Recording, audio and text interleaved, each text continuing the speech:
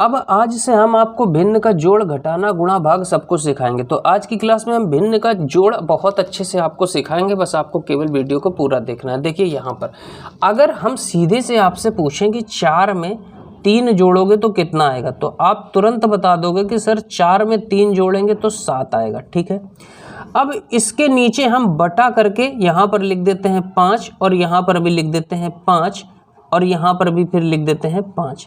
तो यही तो भिन्न है, यही भिन्न का जोड़ है। भिन्न क्या होती है? भिन्न जब ऊपर और नीचे एक बटा करके कोई संख्या लिखी होती है तो उसे भिन्न कहते हैं। ऊपर वाली संख्या को अंश बोलते हैं, इंग्लिश में न्यूमरेटर, और नीचे वाले को हर बोलते हैं, इंग्लिश में डिनोमिनेटर।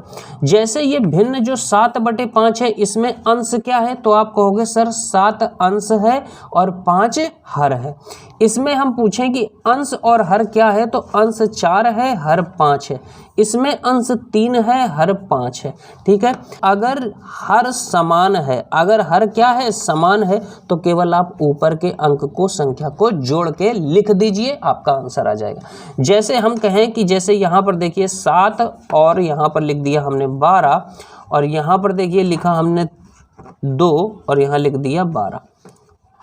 तो यहाँ देखिए नीचे का हर समान है, तो बस आप केवल नीचे के हर को वैसे ही लिख दो और केवल ऊपर के अंश को जोड़ करके लिख दो। 7 और 2 कितना होता है? 9, 9/12। अब जैसे हम यहाँ पर कह दें कि लिखा है 3/11 और यहाँ लिखा है 2/11, तो कैसे जोड़ोगे? तो देखो नीचे का हर समान है, तो बस आप इसको ऐसे ही लिख दो और ऊपर के अंश को जोड़ करके लिख दो। 3 और 2 कितना हुआ? 5, तो 5/11 हमारा आंसर आ जाएगा। एक क्वेश्चन अगर हम आपसे पूछ लें तो तुरंत बताइए इसका आंसर क्या आएगा? 2/5 प्लस 1/5। बताइए फटाफट इसका आंसर क्या आएगा?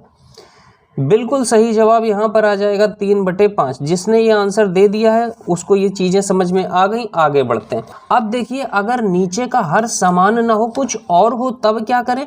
जैसे यहाँ पर 4/5 लिखा है, तो हम यहाँ कह दें कि ये 4/7 है और यहाँ लिखा है 3/5।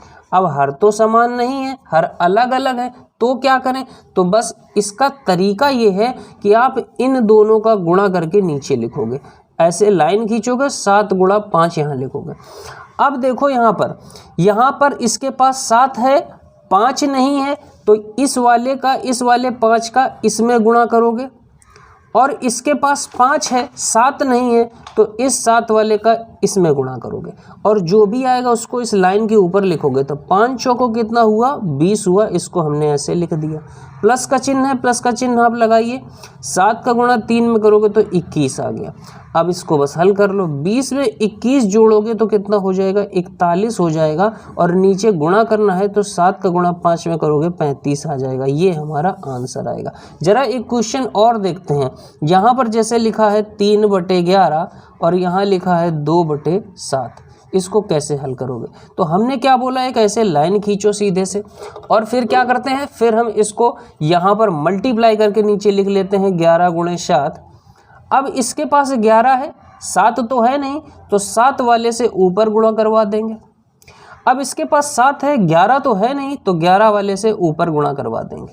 अब 7 तियाँ कितना हुआ? 21। इसको यहाँ लाइन के ऊपर लिखो, प्लस का चिन्ह लगा है, प्लस का चिन्ह लगाओ।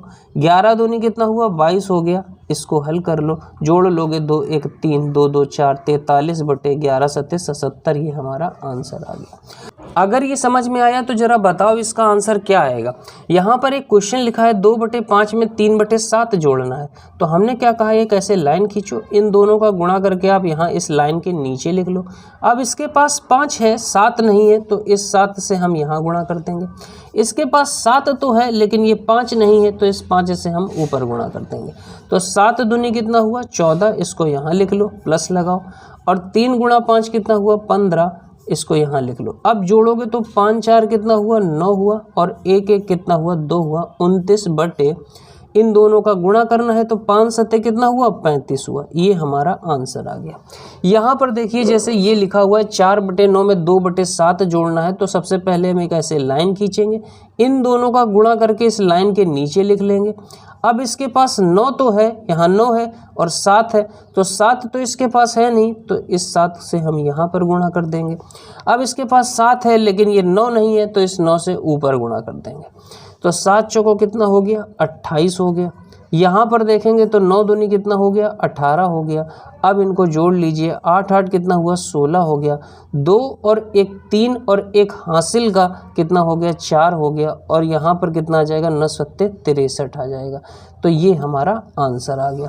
बात समझ में आ गई। तो इस तरह से हम छोटे छोटे भिन्न के जोड़ को कर सकते हैं। अगली क्लास में हम आपको सिखाएंगे कि 3 3 4 4 जो भिन्न होती हैं बड़ी बड़ी, उनको कैसे जोड़ते हैं, कहाँ पर एलसीएम लेने की ज़रूरत होती है, ये सब हम आपको अगली क्लास में सिखाएंगे। मिलते हैं अगले वीडियो में। Bye bye, take care.